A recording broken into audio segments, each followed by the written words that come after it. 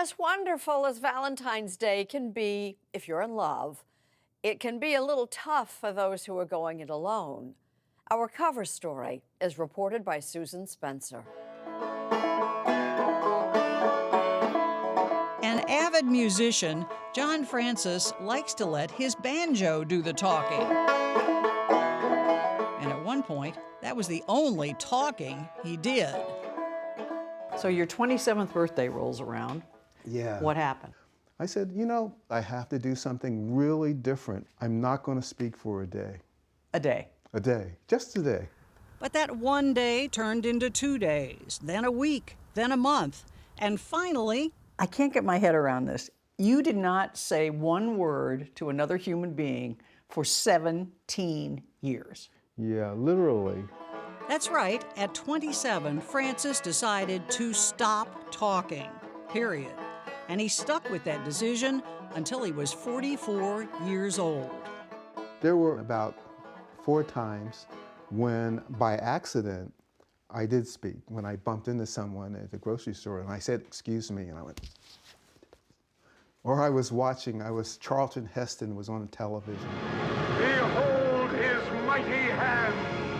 Hold his hand down, the Red Sea parted, and I just went, oh my God. He spent those quiet years hiking, camping, and making art. He says he didn't really miss conversation. It wasn't working for him anyway. I would listen just enough to think I knew what someone was going to say, and then I'd stop listening, which in effect cuts communication. That feeling of being disconnected went hand in hand with something bigger, loneliness.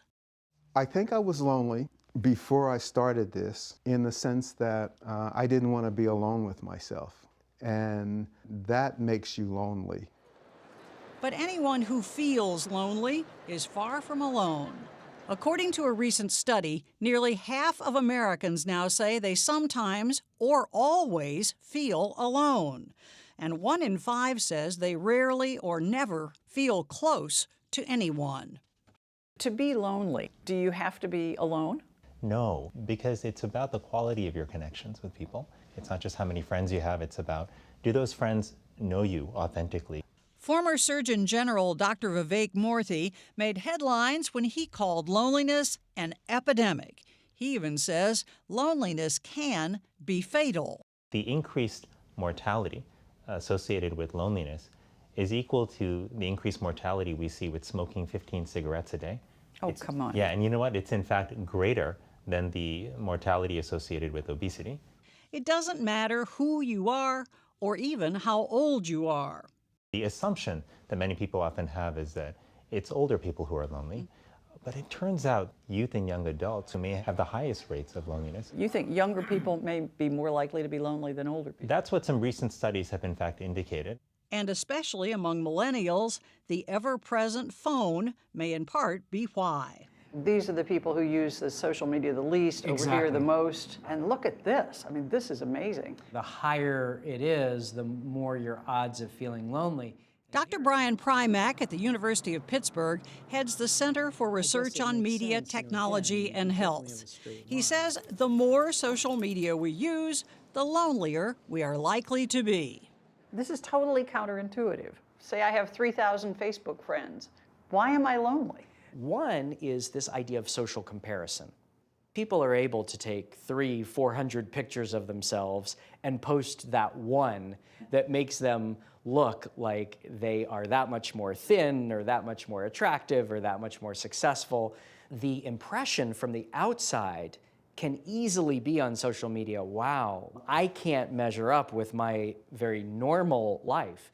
We interviewed a professor who believes that social media has contributed enormously to people feeling alone. Yeah, I'm going to have to agree with that. Someone said just recently to me that if you have 4 really good friends, You're lucky. you're a lucky person. As opposed to 4,000 likes. 4,000 likes. You know, it's not new that technology is in our homes. Radio was in our homes. Television came in our homes. How is this different? I think with regard to things like radio and television, you still can think of them as a little bit more of a social experience. You're not going to be gathering around my Facebook page. That's right. Whether or not social media is to blame, loneliness is not unique to this country. The UK government has now developed a minister for loneliness. You're kidding. No. What does the Minister of Loneliness do? Well, the Minister of Loneliness tries to figure out why people are lonely and then figure out what kinds of interventions might help smooth that out. Sounds like a lonely job. If the U.S. had a minister of loneliness, psychotherapist Tracy Rubel might be it. I believe that everybody gets lonely, period.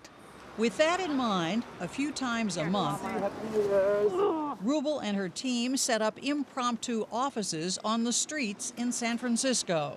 You want to be listened to? We're a community listening project. Have a seat. Thank you. Hi. They sit and listen to total strangers for free. When you first proposed this idea, how did your colleagues react? They thought I was crazy. But 4 years later, her project, called Sidewalk Talk, is 3,200 volunteers strong in 48 cities around the world.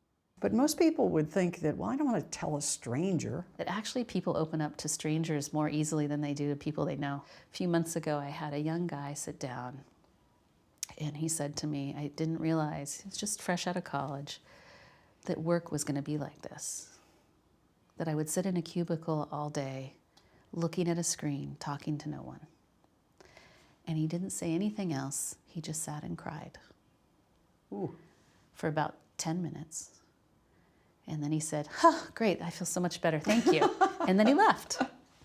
Which do you think is lonelier, to be with people and not feel that you're fully communicating, or to actually physically be by yourself?